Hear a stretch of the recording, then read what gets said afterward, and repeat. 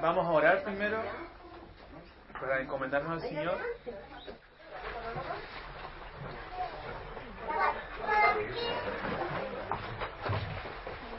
Bárbara, ¿tú puedes orar para iniciar?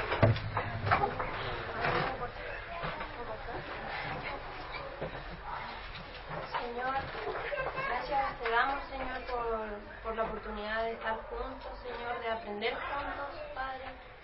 Gracias, Señor, por la comunidad que nos has dado y porque nos has mantenido unidos, Señor, pese a todo lo que hemos pasado, Padre. Padre, te pedimos que esta instancia sea de provecho, Señor, que seas tú guiando a Pablo, Padre, para que nosotros podamos aprender de tu palabra, podamos aprender de lo que tú quieres enseñarnos en estos momentos, Padre, acerca de la iglesia, Señor, de la comunión, de la hermandad, Padre. Padre Santo, gracias por habernos hecho pasar todo lo que hemos pasado, Señor, y por en este momento, Señor, estarnos guiando con tu palabra, Señor. Te pedimos que todos podamos tener el corazón dispuesto, Señor, darnos discernimiento para entender tu palabra, Señor, y poder aplicarla en nuestra vida diaria, Padre. Gracias te damos, Señor, en el nombre de tu Hijo, Señor, quien nos salvó. Amén. Amén. Bueno, para iniciar, hermanos, la clase vamos a hacer un resumen de la clase anterior. Y esa va a ser una pregunta difícil, pero no es difícil.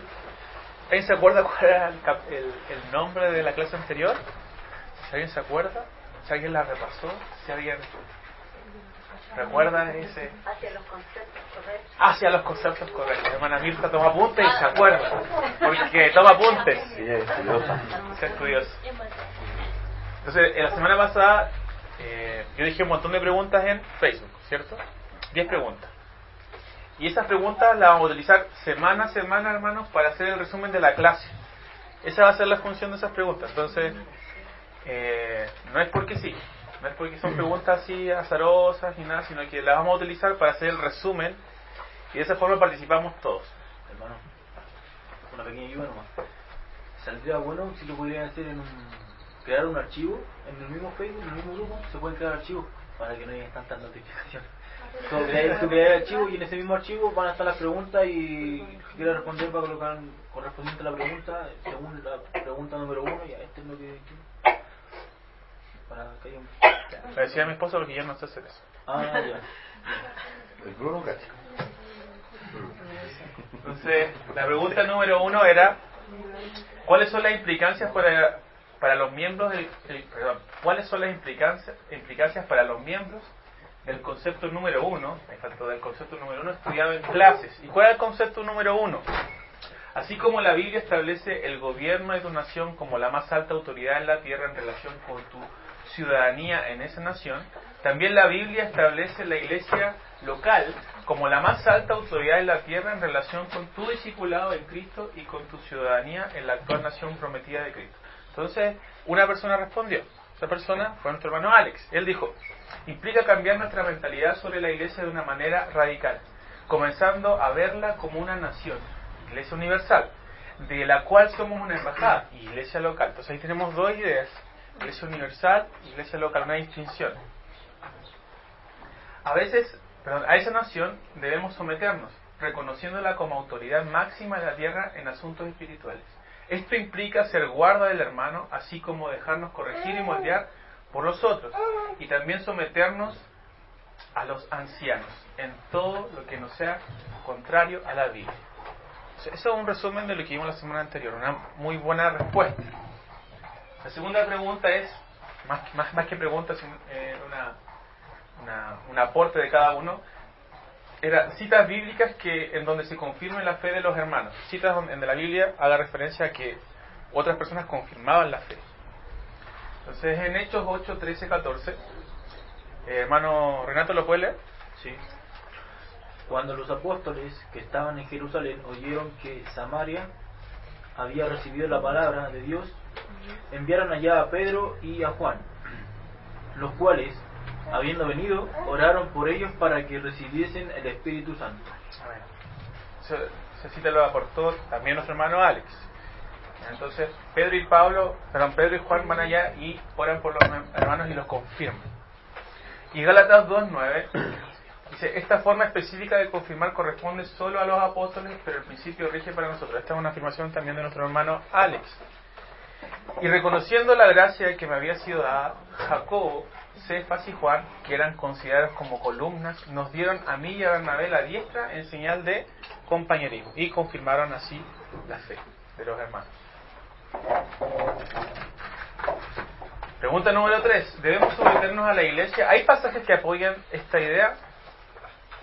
Entonces un hermano respondió, sí debemos someternos a la iglesia unos a otros. Por ejemplo, en los casos de disciplina, vemos que el miembro se somete a lo que la membresía, es decir, la iglesia, determine. Esto lo respondió nuestro hermano Esteban, que todavía no ha llegado, pero voy a responder. Aquí vemos que la iglesia es quien debe juzgar, por lo tanto, al saber esto debemos estar dispuestos a someternos mutuamente y también debemos exhortarnos como lo apreciamos en Gálatas capítulo 6. Nuestro hermano Alex, complementando lo que dice el hermano Esteban, en 1 Corintios 6 se habla de que la iglesia tiene la facultad de juzgar las disputas entre creyentes, lo que implica que ellos deben someterse a la congregación. En la gran comisión de Mateo 28 se ordena ser discípulos, lo que implica que la iglesia está en relación discipulador-discípulo con el creyente. Y por último punto, el someteos los unos a los otros de Efesios 5 implica que cada hermano está sometido a todos los demás. Cada hermano está sometido a la iglesia como un todo. ¿Está bien?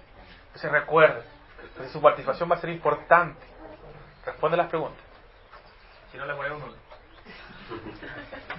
Aporten citas bíblicas donde se refleje el cuerpo de Cristo como una nación o pueblo. Primera de Pedro 2:9 la habíamos estudiado la semana anterior, donde se nos describe como linaje escogido, sacerdocio, nación santa, pueblo adquirido por Dios.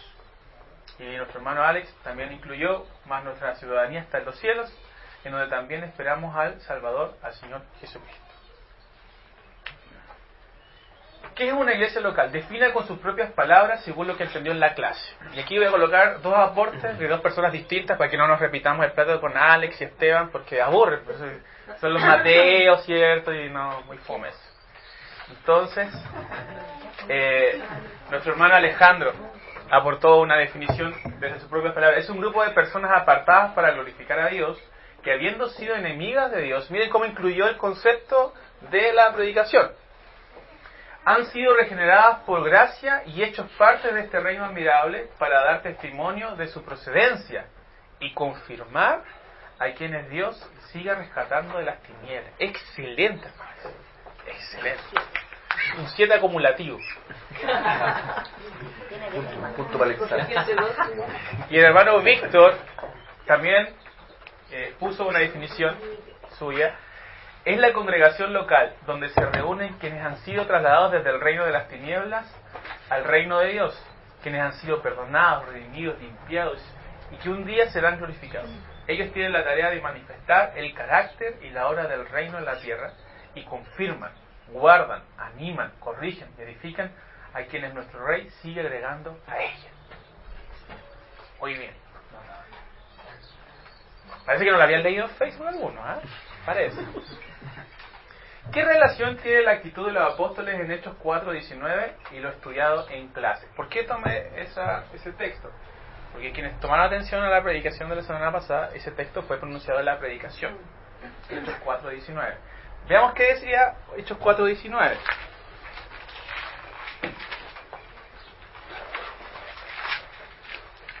Mas Pedro y Juan respondieron diciéndoles: juzgad si es justo delante de Dios obedecer a vosotros antes que a Dios. ¿Qué habíamos dicho la semana pasada? ¿De qué era el imperio? ¿Se acuerdan? Del Señor Jesucristo. Y a Él le debemos la autoridad final. Él es nuestra autoridad final.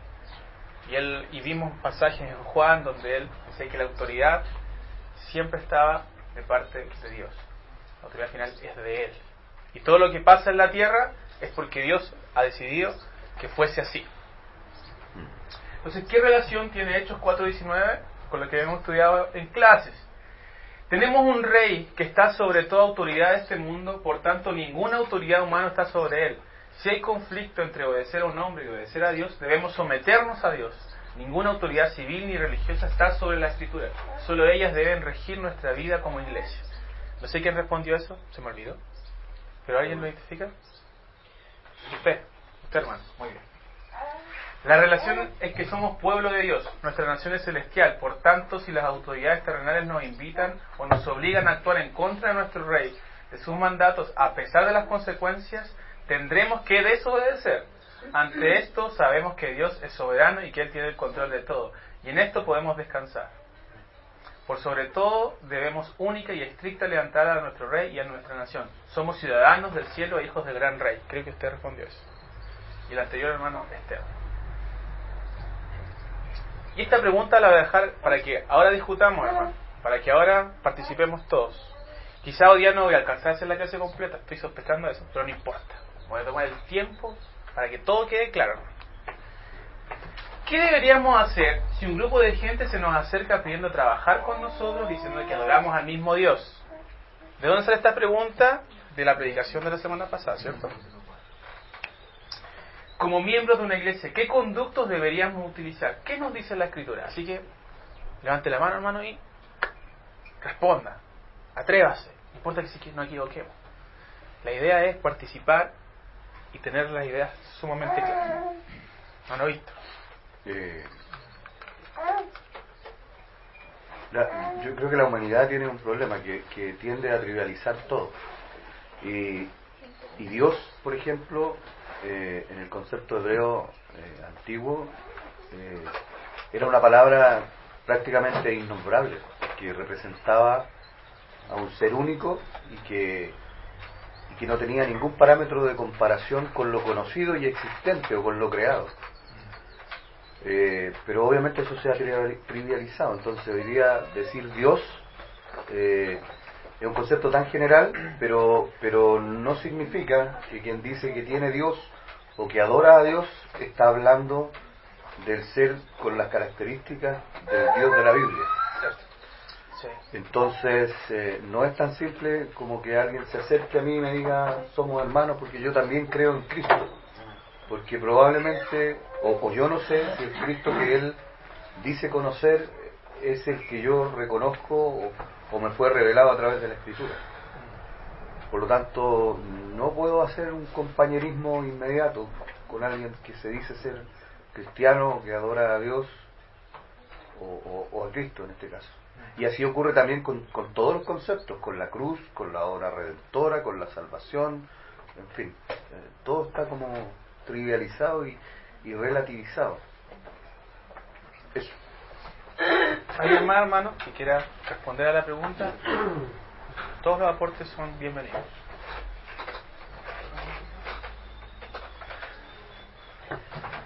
No voy a avanzar hasta que alguien responda.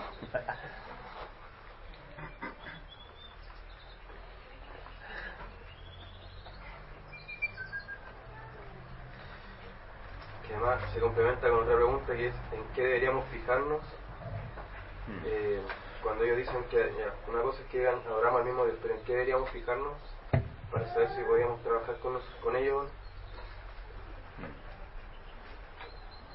O sea, complementando esa... Aquí me dieron dos cosas. ¿Cuál fue la actitud de la iglesia de Berea cuando llegó Pablo, por ejemplo? Confirmarlo con la Escritura, ¿cierto?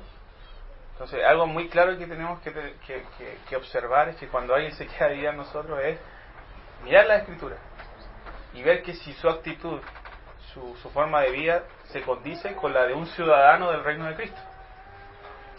Y segunda cosa, si nosotros llegamos a aceptar a cualquier tipo de persona, o sea, no digo personal, perdón, si llega una persona y dice quiero pertenecer, y dice, sí, pasa, vamos a llegar a un problema que ha sido nombrado en las predicaciones de estos 2 domingos anteriores, un sincretismo, o sea, adoptar costumbres, prácticas que no corresponden al Dios que adoramos. Entonces, nuestra postura debe haber un paso a paso según las Escrituras, y si no seguimos eso hay consecuencias.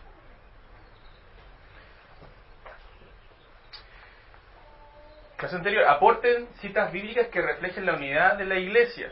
Y esta cita me gustó mucho, nuestro hermano Esteban la aportó, debería sentarse más allá para poder ver. No, sí, no, bien. Gracias, no. Si alguno dice, yo amo a Dios y aborrece a su hermano, es mentiroso. Pues el que no ama a su hermano, ¿a quién ha visto? ¿Cómo puede amar a Dios a quien no ha visto? Y nosotros tenemos este mandamiento de él. El que ama a Dios, ame también a su hermano. Amén. MacArthur decía, la semana pasada vimos un comentario de él, ¿cómo es posible que tú digas que Dios es tu Señor y aborrezcas estar en medio de la iglesia? Es imposible.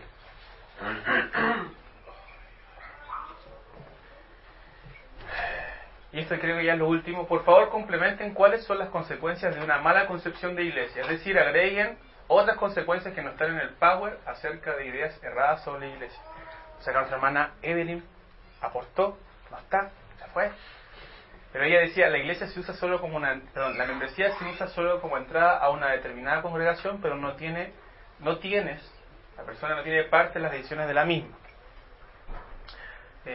Alex aportaba otras consecuencias del típico evangelismo que dice, no te pido que te unas a una iglesia, te pido que aceptes a Cristo en tu corazón. ¿Cierto? Suena bonito. Eso implica una separación entre la cabeza y el cuerpo. Y lo que resulta de eso, obviamente, es una monstruosidad. No se puede seguir a Cristo sin someterse a una iglesia. También se puede ver a la iglesia como un lugar donde simplemente recibo un servicio semanal y si no estoy contento con el servicio puedo reclamar exigiendo mis intereses o solo irme y buscar una congregación acorde a mis requerimientos personales.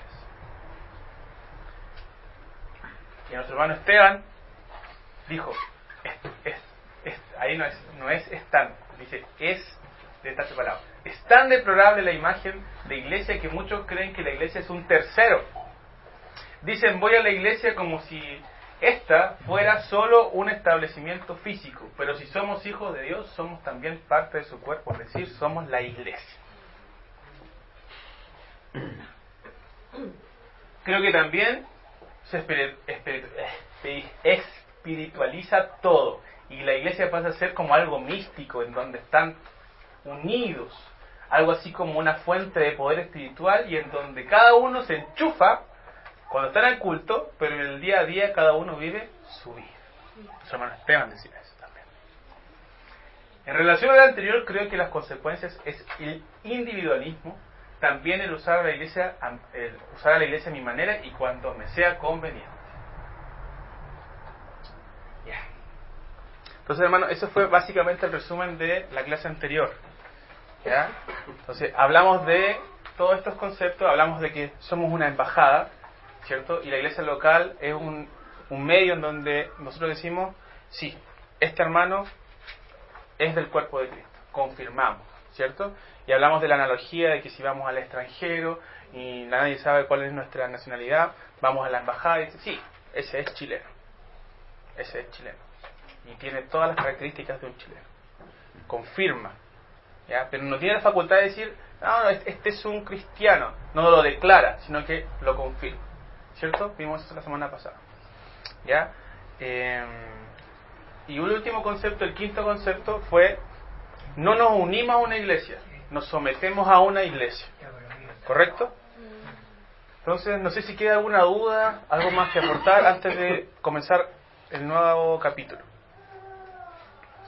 Yo redondearía la idea con una frase que finalmente someterse a la iglesia significa someterse al Señor. Entonces es imposible no hacerlo. Sí. Como dice Sugel, es imposible ser cristiano y no someterse a una iglesia. Imposible. Ok, hermanos, esta clase se llama Principios Neotestamentarios de la Membresía. Principios Neotestamentarios de la Membresía. Entonces, hemos hablado de muchos conceptos, algunos pasajes, pero hoy día mucha Biblia. Mucha Biblia, mucha lectura. Entonces les invito a que abran sus Biblias. Entonces vamos a ir a Hechos 2. Quizá no voy a hacer la clase completa, hermano, me estoy dando cuenta que no me va a alcanzar el tiempo, pero no importa, hasta donde lleguemos. Hechos capítulo 2. Y tengan abierto el libro de Hechos, el libro de Corintios, Primera de Corintios. Esos dos libros ahí, bien atentos a esos libros. Hechos capítulo 2. Veamos el versículo 1, dice que cuando llegó el día de Pentecostés estaban todos unánimes juntos. La iglesia estaba unánime, una característica de la iglesia. Versículos 5, 9 y 11, podemos apreciar lo siguiente, que moraban entonces en Jerusalén judíos, varones piadosos, de todas las naciones bajo el cielo. Judíos que habían sido esparcidos y que habían estado bajo en otra nación y estaban ahora reunidos. Entonces vemos una unanimidad. En esta unanimidad vemos gente de todas las naciones. Es más, en el versículo 9 dice que habían partos, medos, elamitas y los que habitamos en Mesopotamia, en Judea, en Capadocia, en el Ponto y en Asia, en Frigia, en Panfilia, en Egipto y en las regiones de África, más allá de Cirene, y romanos aquí residentes, tanto judíos como prosélitos. Toda esa gente ahí reunida. Pedro después comienza a predicar. Entonces vemos aquí una unanimidad, vemos gente de todas las naciones. Pedro predica el Evangelio de Jesucristo. Y la gente escucha el mensaje, se arrepiente, y en el versículo 28 podemos apreciar algo interesante. Versículo 28, creo que me equivoqué, hermano. No era el versículo 28.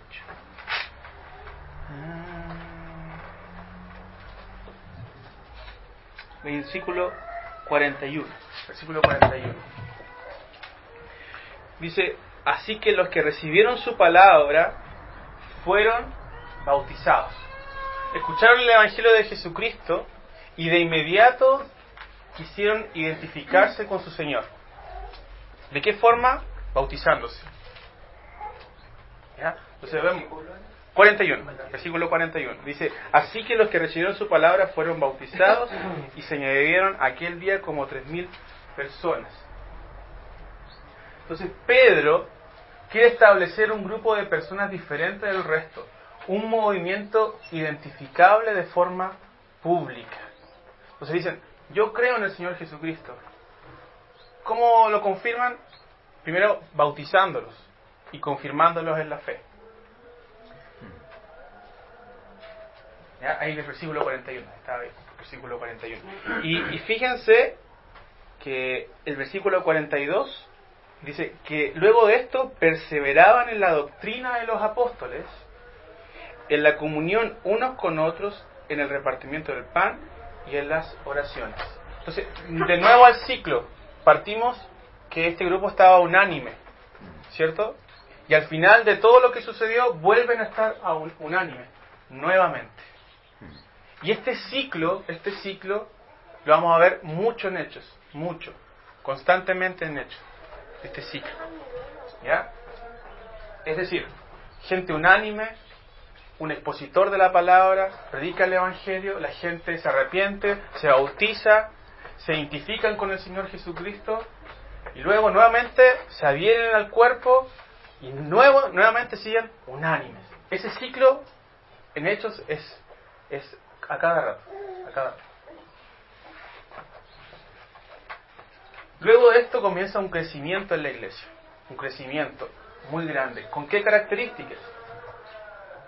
Gente que persevera en la doctrina de los apóstoles, como acabamos de decir, comparten comunión los unos con los otros, practican el partimiento del pan y la oración, se llaman a sí mismos creyentes, tienen en común todas las cosas, incluyendo sus propiedades y sus bienes, repartían a todos según la necesidad de cada uno. ¿Okay?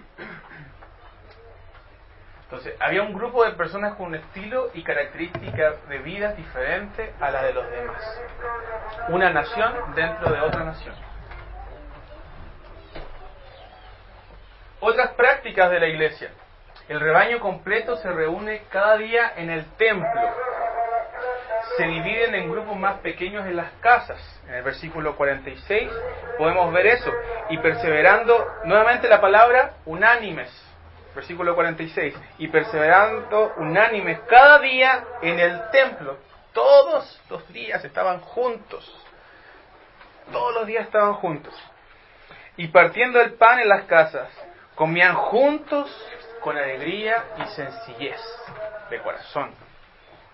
Alababan a Dios y teniendo favor con todo el pueblo, y el Señor añadía cada día a la iglesia a los que habían de ser salvos. Nuevamente, añadía.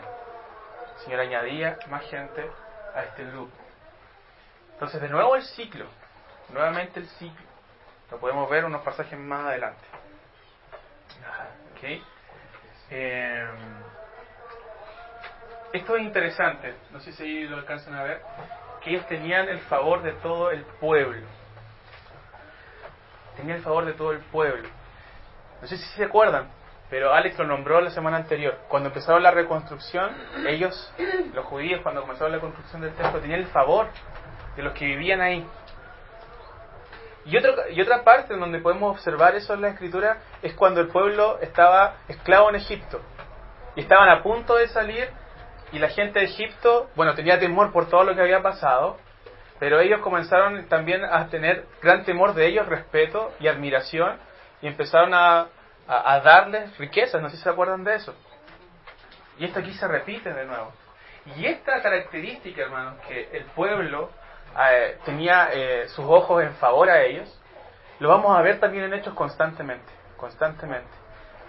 Pregunta: ¿eso será un rasgo que la iglesia local debe tener? ¿La iglesia local debe ser un cuerpo en donde la sociedad mire y vea un pueblo diferente y que ese cuerpo sea un aporte a la sociedad? Sí. Debemos decir que sí a esa pregunta, claro, pero quizá no hemos reflexionado en relación a eso profundamente. Y se dan cuenta que esto no es simplemente un pasaje de la Escritura, sino que era lo cotidiano de la iglesia primitiva, era lo cotidiano. Esto es lo normal. Esto es normal que pase. Es lo normal. Entonces hay un crecimiento exponencial, ¿ya? No lineal, exponencial. Pero muchos de los que habían oído la palabra creyeron, y el número de los varones era como de 5.000. De 5.000 personas. Entonces, teníamos a los discípulos, que era un grupo pequeño, después tenemos a los 120, tenemos después la predicación de Pedro, 3.000 personas se añaden, y en Hechos 4:4 ya tenemos 5.000 personas. 5.000 miembros de una iglesia.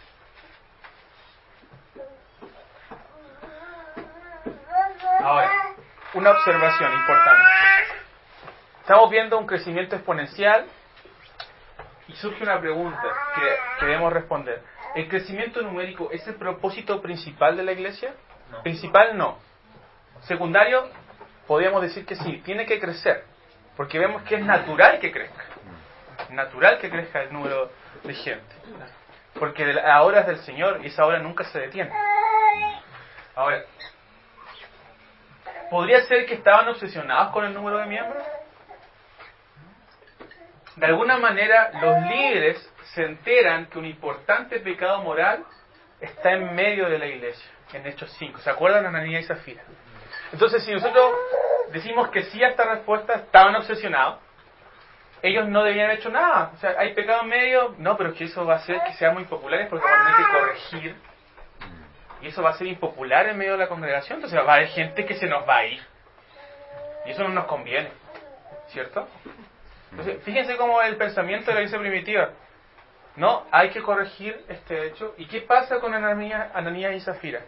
Mueren. ¿Cierto? Ellos, ¿qué había pasado? Vamos a Hechos 4. Al final de Hechos 4. La iglesia tiene un sentir. Ese sentir es el siguiente en Hechos 4.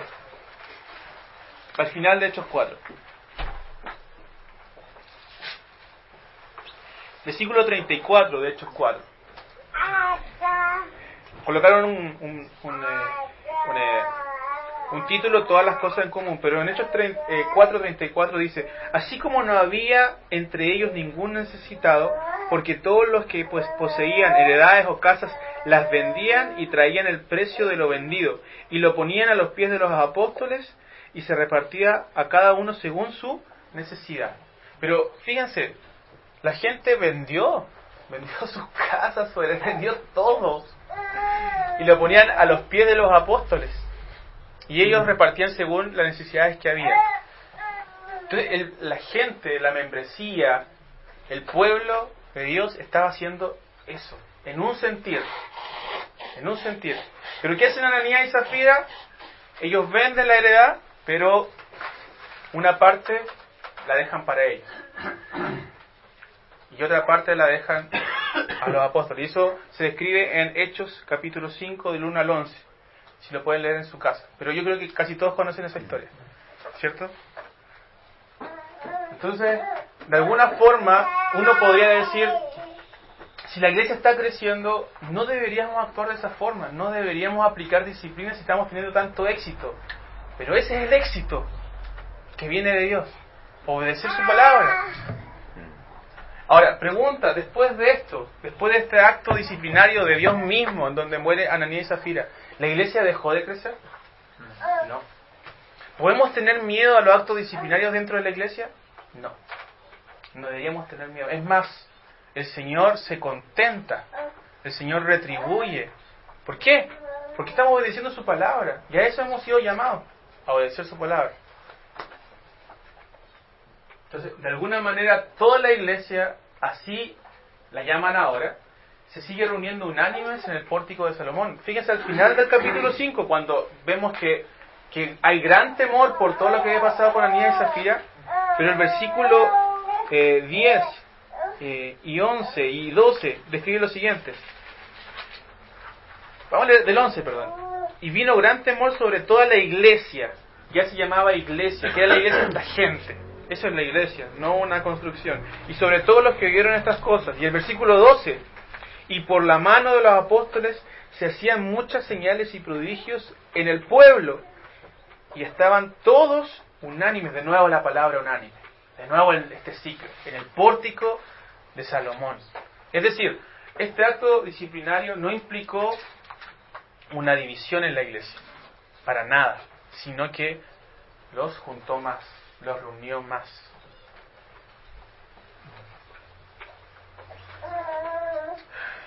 Y nuevamente el capítulo 5,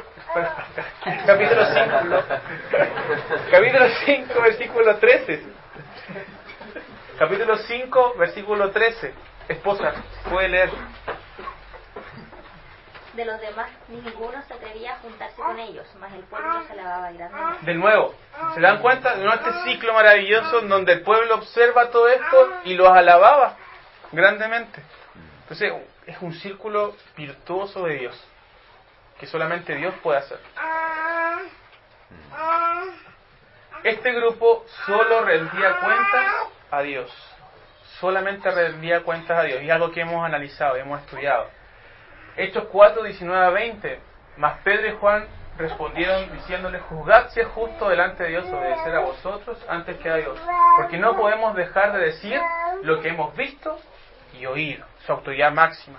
Otra característica de la iglesia primitiva.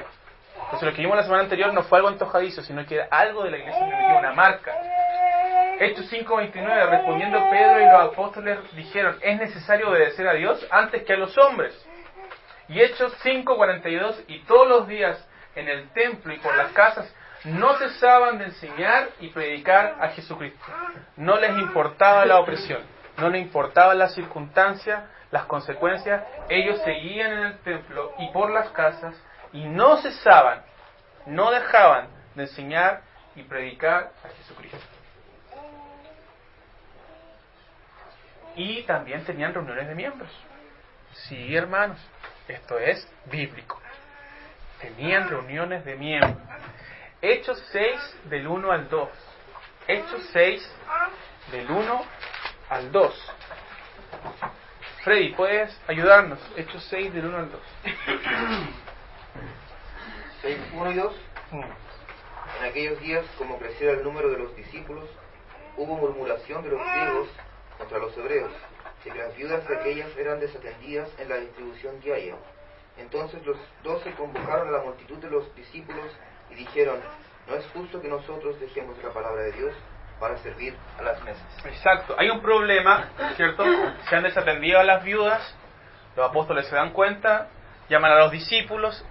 Discípulos, recuerden que son los miembros, es la gente que está participando de esta iglesia.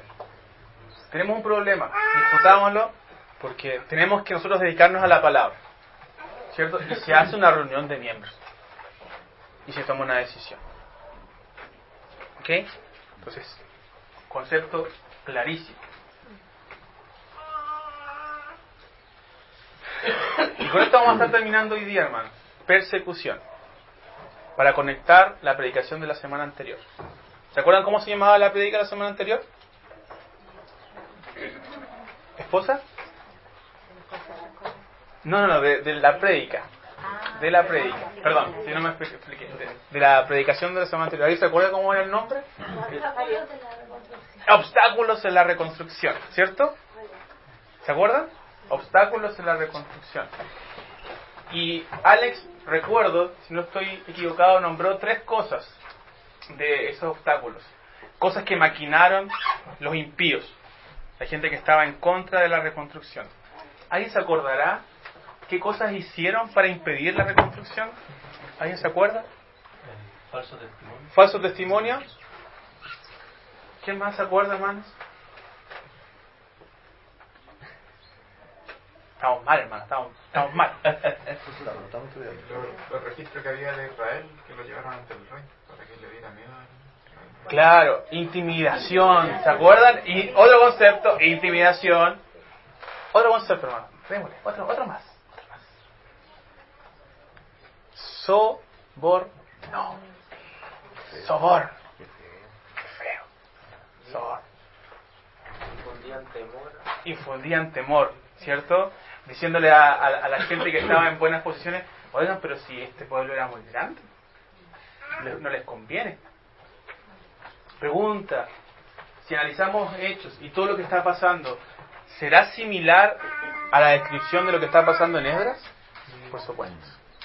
Es más, hermano, nos vamos a encontrar con algo calcado, pero calcadísimo, todo calcado. Exacto, hermano. Es tan calcado, hermano, que prácticamente son las mismas prácticas. Son las mismas prácticas. Porque ¿qué pasa cuando un grupo de características de la iglesia crece en una nación? Persecución. Lo que vimos, ¿cierto?, la semana pasada con la predicación. La persecución aparece cuando las autoridades locales se sienten provocadas. Ante toda esta situación. ¿Se acuerdan qué había dicho Alex? Importante acerca de ser enemigos, o ser esclavos del Señor o amigos del Señor en cierta forma.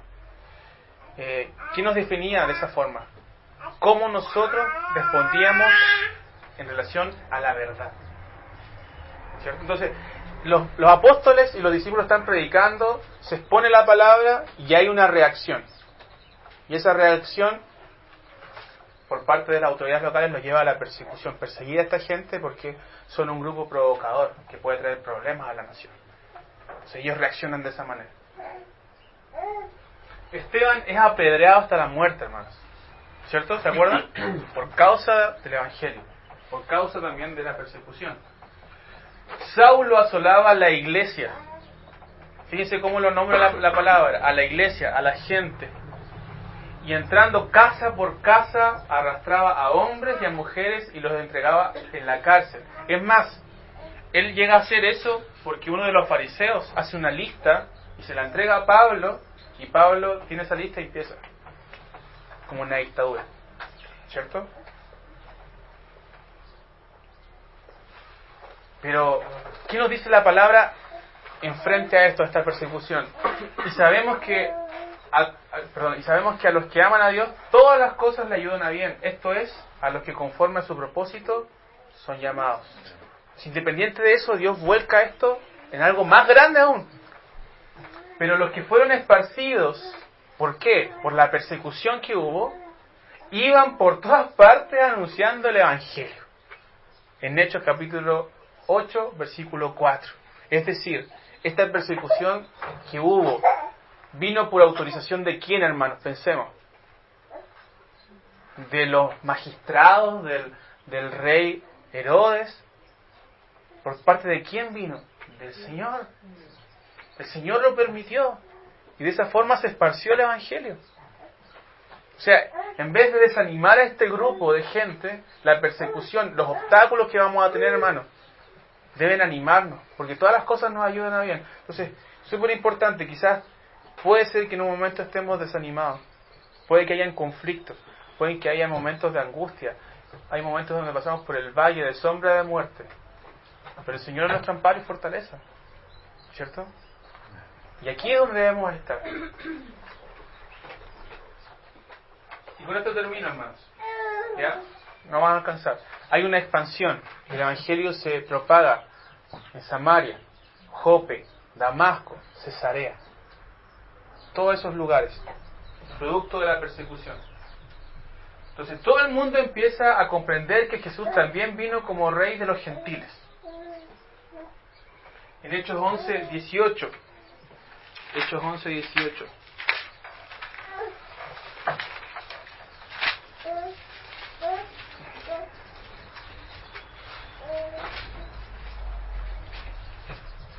Si Alejandro puede leer. Hechos 11, 18.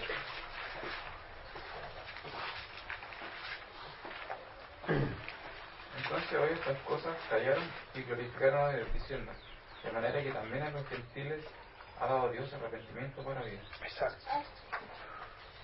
Entonces este rey no solamente era rey de los judíos, sino que también rey de los gentiles. Rey. Para que a su presencia lleguen de toda lengua, de toda nación. ¿Ya? Entonces, hermanos, nos queda un montón para la próxima clase. Pero por honor al tiempo y para también ser eficaces, vamos a llegar hasta aquí. Entonces, ¿en qué podemos resumir esto? La iglesia primitiva tiene ciertas marcas, hermanos. Marcas. Están unánimes siempre. Hay predicación del Evangelio de Jesucristo. Cuando se añadían nuevos creyentes, se identificaban con Jesucristo a través del bautismo. Y esto demarcaba un grupo de personas diferente a los que estaban en la sociedad. Ese ciclo provocaba que aún más estuvieran más juntos, aún todavía. O sea, el Señor añadía y este grupo crecía en gracia y en número. ¿Cierto? Había disciplina dentro de la iglesia. Había reuniones de miembros de la iglesia. También había aflicción, hermanos.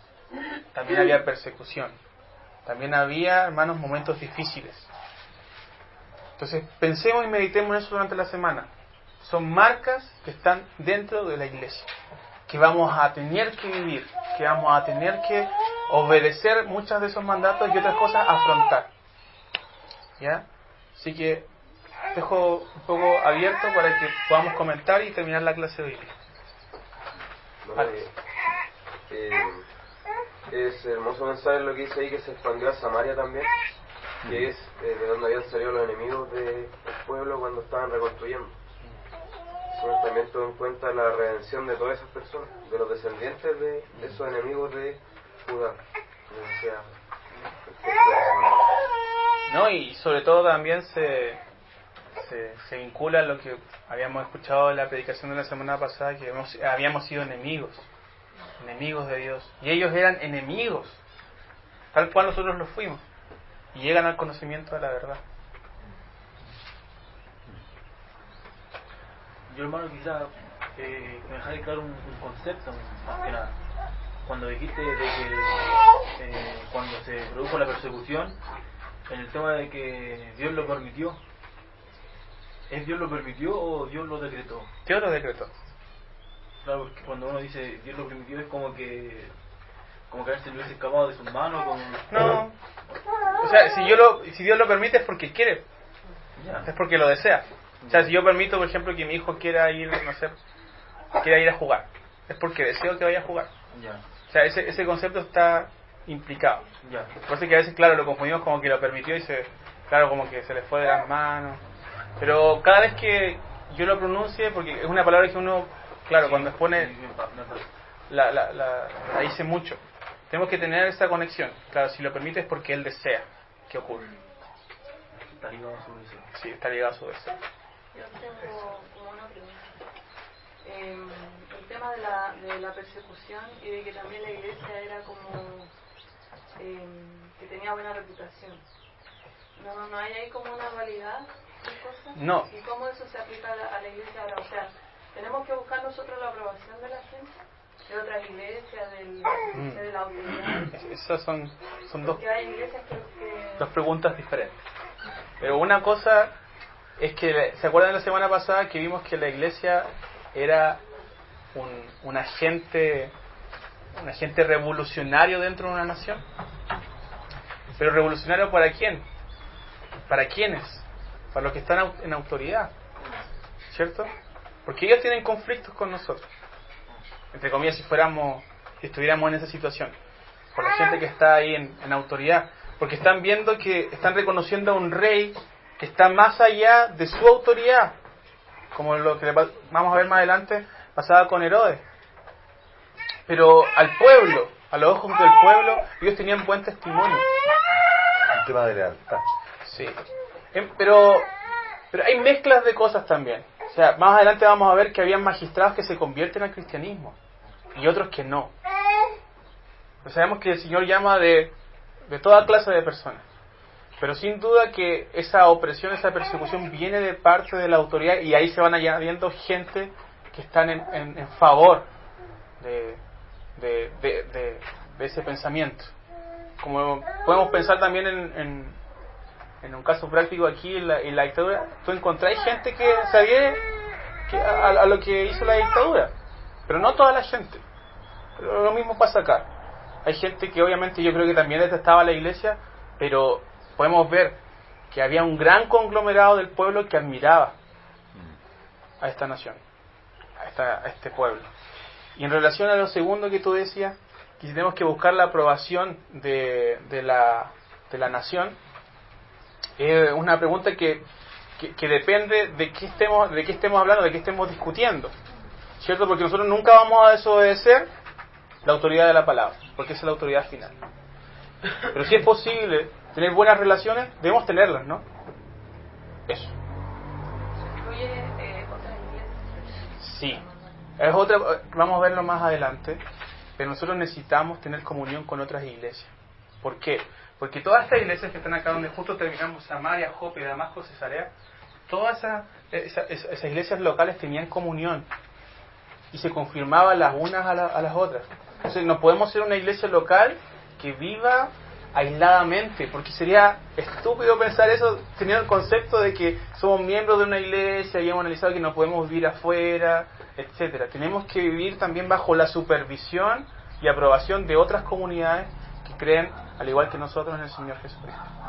Pablo, hay que pensar también que la iglesia tenía el favor del pueblo, pero no es porque lo estaba buscando específicamente, sino que se produjo simplemente la iglesia obedecer a Dios. Exacto. Y ser fiel a Dios. Era una consecuencia. Una consecuencia, pero no era una meta de ellos. Sí. No era la meta, exactamente. No es nuestro objetivo agradar a las autoridades o a la gente. Que en la actualidad hay muchas iglesias que buscan eso. Sí, por supuesto. De crecer en el mundo, buscan como agradar al mundo para poder crecer y todo. Entonces es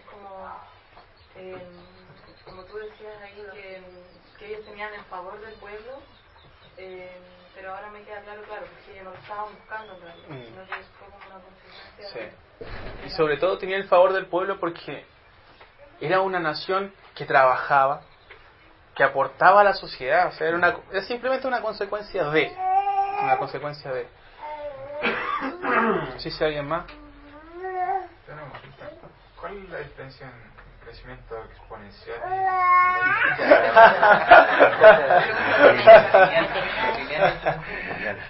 bueno, por ejemplo, vamos con un ejemplo súper claro. Supongamos que mes a mes está creciendo una iglesia en 40 miembros.